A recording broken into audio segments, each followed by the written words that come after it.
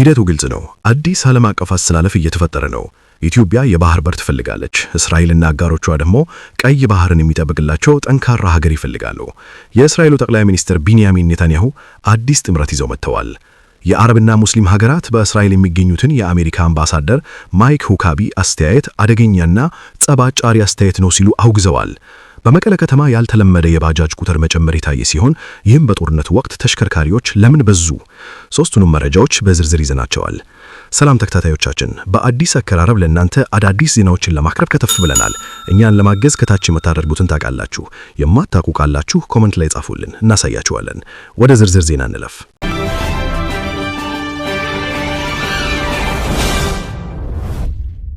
የኢትዮጵያ የባህር በር ለማግኘት የጀመረችው ጥረት እስራኤል በቀይ ባህር ላይ ከምትዘረጋው አዲስ የኢኮኖሚና የደህንነት ኮሪደር ጋር ስትራቴጂካዊ ውህደት እየፈጠረ መሆኑ ተመልክቷል።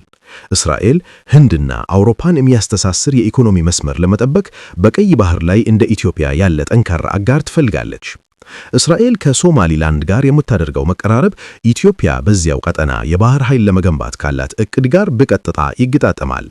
የሁቲ ታጣቂዎች በቀይ ባህር ላይ የሚፈጥሩትን ስጋት ለመመከት የኢትዮጵያ በባህር ዳርቻው ላይ መገኘት ለምዕራባውያንና ለእስራኤል ስትራቴጂካዊ ፋይዳው የጎላ ነው።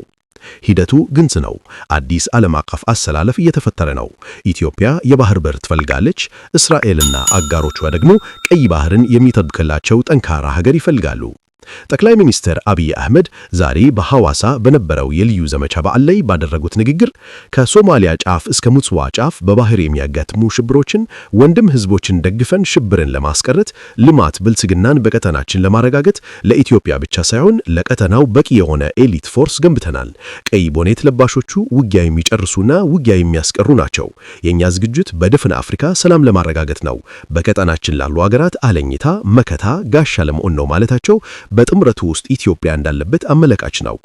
ሌላው የእስራኤሉ ፕሬዚዳንት ይስሐቅ ሄርዞግ በዚህ ሳምንት በኢትዮጵያ የአንድ ቀን የሥራ ጉብኝት እንደሚያደርጉ መዘገቡ ነገሩን ለእውነት የቀረበ ያደርገዋል።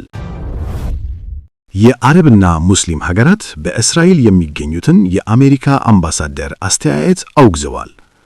አምባሳደር ማይክ ሁካቤ ባደረጉት ቃለ ምልልስ እስራኤል በመካከለኛው ምስራቅ ሰፊ ግዛት እንዲኖራት መጽሐፍ ቅዱስ የሰጣት መብት አለ ብለዋል።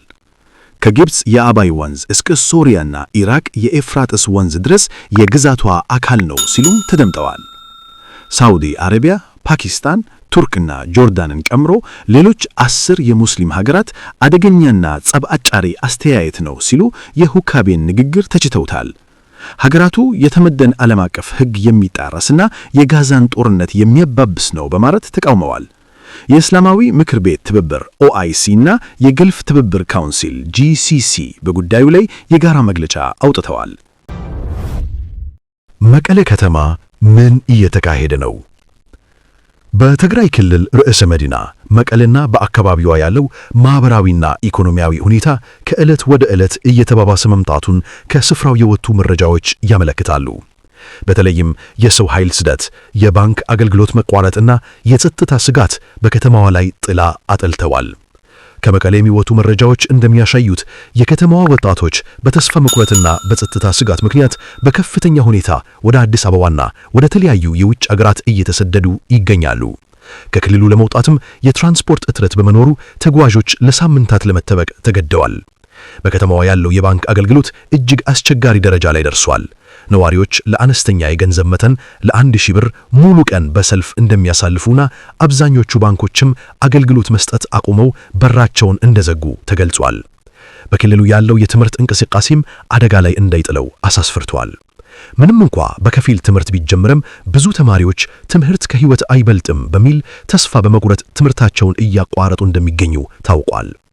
በከተማዋ ያልተለመደ የባጃጅ ቁጥር መጨመር የታየ ሲሆን ይህም ቀደም ሲል በጦርነቱ ወቅት ተሽከርካሪዎች በአንጻራዊ ሁኔታ ሰላም ወደ ነበረችው መቀለ በመሸሻቸው እንደሆነ ይነገራል። በአሁኑ ወቅት በመቀለ ያለው ሁኔታ በጦርነቱ ወቅት ከነበረው ይልቅ የከፋና ልብ የሚሰብር መሆኑን የዓይን እማኞች ይገልጻሉ።